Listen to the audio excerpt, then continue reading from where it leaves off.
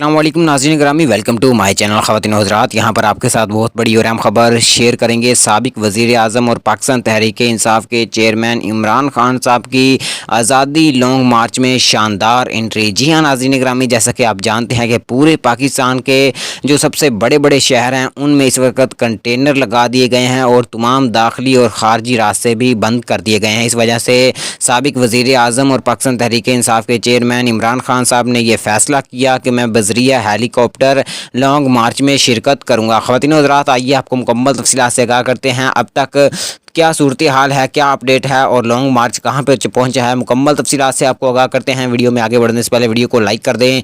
मज़ीद अपडेट देखने और सुनने के लिए चैनल को सब्सक्राइब कर दें। ख़वातीन और हज़रात और प्यारे पाकिस्तानियों, आपको बताता चलूँ कि लॉन्ग मार्च इस वक्त लाहौर में फंसा हुआ है और वहाँ पर काफ़ी ज़्यादा पुलिस की नफरी भी मौजूद है और जो PTI की कारकुनान हैं इन पर तशद्दुद भी किया जा रहा है, शेलिंग भी की जा रही है और आंसू गैस का भी इस्तेमाल किया जा रहा है। और आपको बताता चलूँ कि इस वक्त जितने भी MNAs और MPAs हैं वो भी पहुँच चुके हैं और इमरान खान साहब भी लाहौर में पहुँच चुके हैं।